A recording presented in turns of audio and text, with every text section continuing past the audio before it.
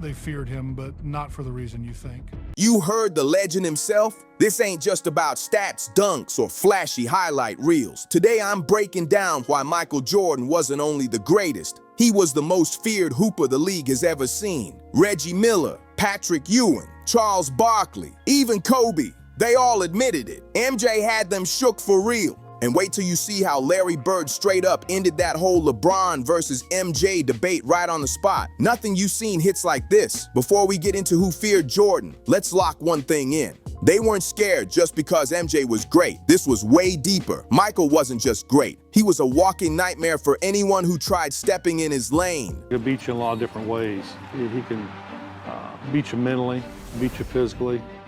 He can guard you, and he can score. Look at his resume. 6 championships, 5 MVPs, 10 scoring titles, Defensive Player of the Year, 6 Finals MVPs. No fluff, no padding, just pure dominance. It looked like the script was written for him. But here's the crazy part. The numbers still don't tell the whole story. The NBA Jordan stepped into wasn't some soft highlight-chasing social media league. The late 80s and early 90s were raw. Pain came with the game. Every player back then had that tough edge. Every dude was a dog. But it was an incredible playoff performance. I've never seen it before, and I had never seen it after.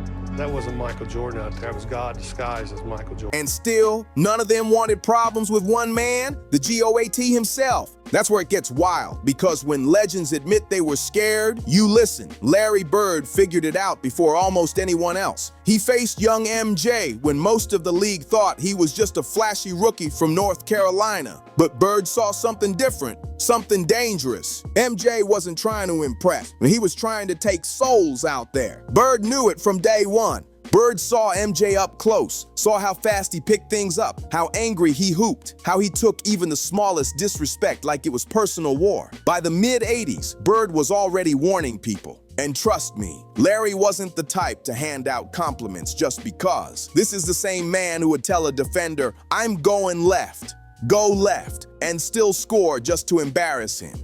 They feared him because they never knew what would set him off, and once he locked in on you, there was no escaping it. But when the topic was Jordan, Bird sounded straight up amazed. He said it clear as day. Michael could beat you in a lot of different ways. He can beat you mentally, beat you physically, he can guard you, and he can score. And coming from Larry Legend, that hit hard, because what players feared most about Jordan wasn't only skill, it was what happened after you tested him. You could dunk on him, steal the ball, even beat him once, but the moment you did, MJ locked in on you like his next mission. That's what made him different. Jordan didn't just beat you, he came back to punish you for trying. And deep down, every player from that era felt it. But fear didn't show up all at once. For MJ, it started slow. With a rookie, the league didn't fully understand yet. To see where this monster was born, we gotta jump back to the mid-80s. Anyone who lived through that time knows exactly how crazy things were about to get. Because this is when Jordan started flipping the whole league upside down. Draft night, 1984. Jordan sat there waiting for his name, hoping but not expecting a king's welcome. He went 3rd overall. Chicago grabbed him after Hakeem and Sam Bowie. Yep, Sam Bowie.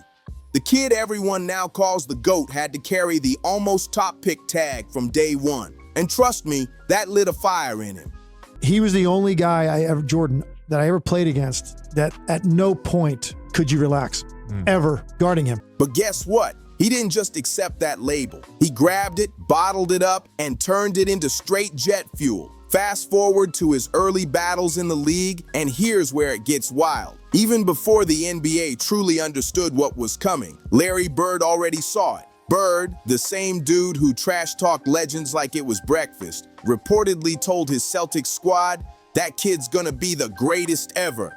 That's when players started paying real attention, and that's when the fear kicked in. But what came next sealed everything. April 20th, 1986. Boston Garden, first round of the playoffs. Jordan had missed most of the season with a broken foot, so the Bulls were basically counted out. Nobody expected them to even make noise. But Jordan, he had different plans. The crowd was insane, the Celtics were rolling, and MJ just exploded for 63 points. And not some quiet 63. He went 22 for 41 from the field, 19 for 21 at the line, attacking nonstop, not even attempting a three. The Celtics won 135-131 in double overtime. But Jordan's performance sent a message louder than any game winner. It's complete nonsense. It never happened. Never happened. He made it up. He totally made it up to give himself a reason to be angry the next night. When Bird was asked about that game, he said it straight because he felt something shift in the arena. That rookie everyone barely respected had just shocked the entire league without even winning the game. And even though Boston won the series, everybody knew the truth. This kid wasn't just another player. He was coming for everyone. And this was only the start. We haven't even reached the comment Larry Bird made that blew everything wide open. And here's the cold part. This wasn't some one-night miracle. Jordan started turning every single bit of disrespect into pure fuel. Every time someone doubted him, he took it personally. That's how the fear truly began. Not just from talent, but from knowing Jordan would come for you like a heat-seeking missile. When players said they feared MJ, it wasn't because he could dunk on them or hit wild shots. That was already part of the deal. The real fear came from how he chose his next target, almost like he was hunting everybody on the floor.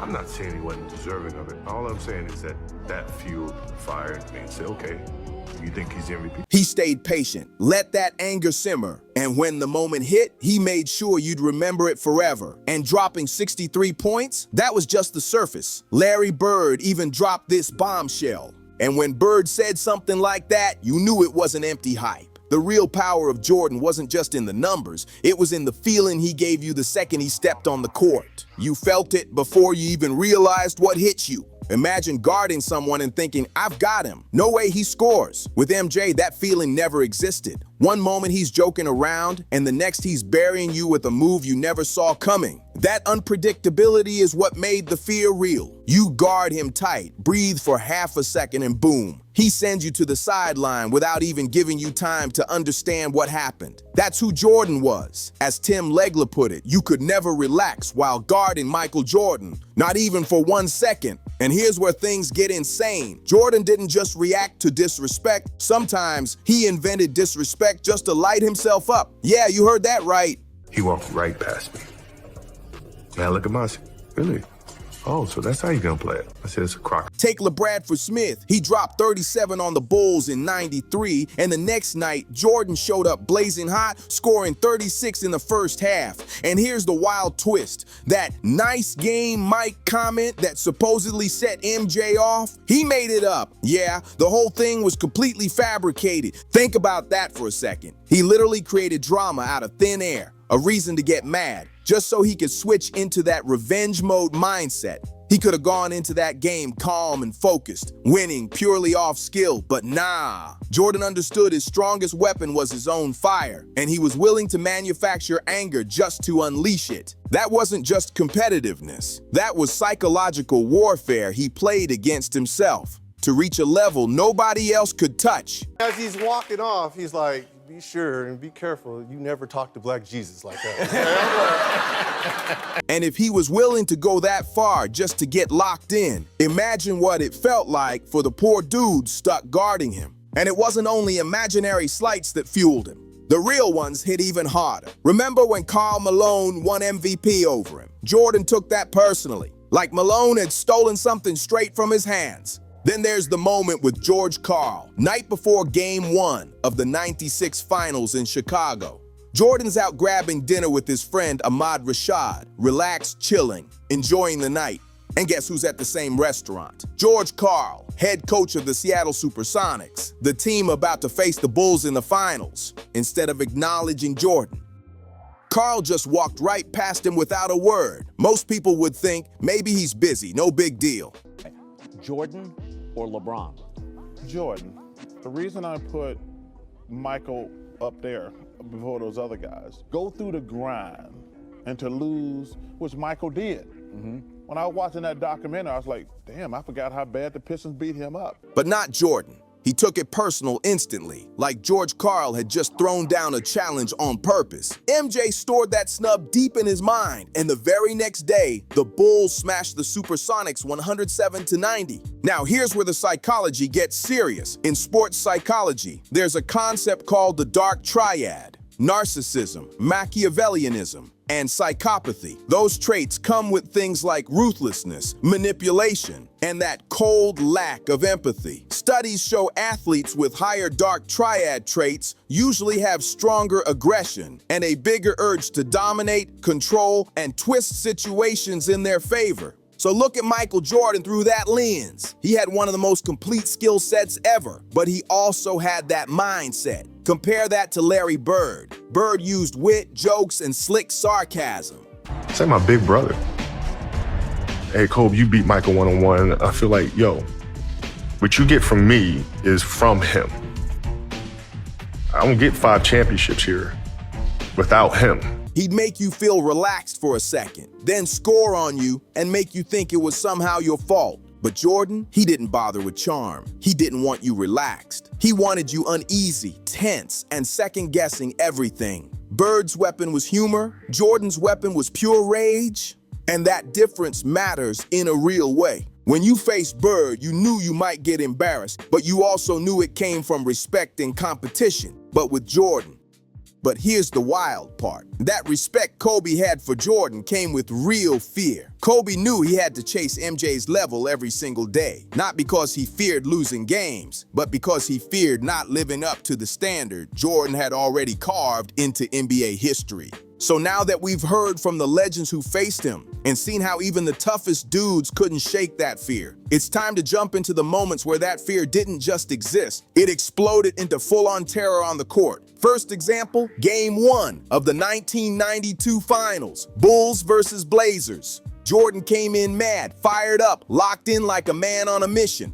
Here's Jordan for 3, yes!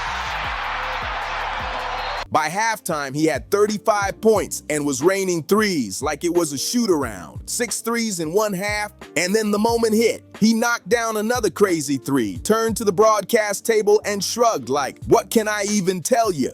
And the context makes it even colder. All season, the media hyped this Clyde versus MJ rivalry, trying to make it a showdown. And instead of playing along, Jordan crushed the storyline, made it personal, and the Bulls blew Portland out 122-89. Imagine being Drexler watching him shrug at everything your team worked for. And then there's the famous flu game in 1997, Game 5 of the Finals against Utah. Jordan woke up that morning sick, freezing, dizzy, barely able to stand. Everyone thought he was sitting out.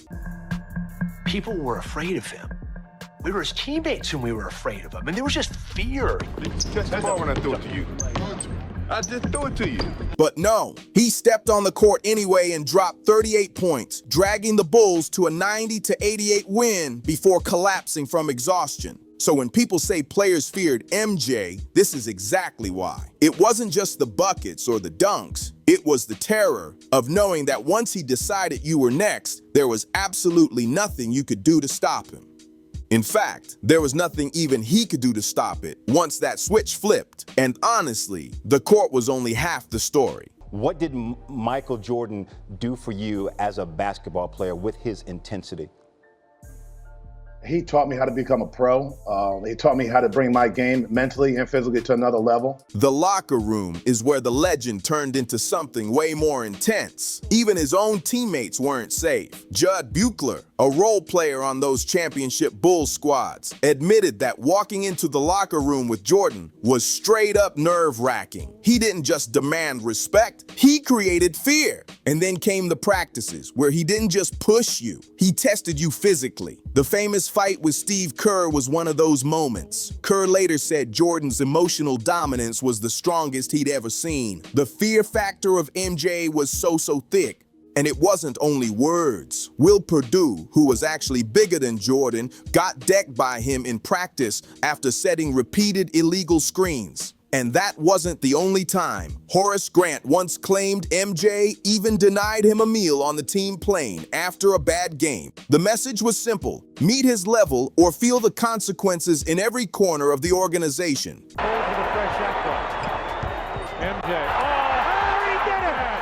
Michael shakes the finger. A technical. Scott Burrell, who was just a rookie then, said Jordan changed his whole career, not because he mentored him softly, but because he forced him to earn everything every single day.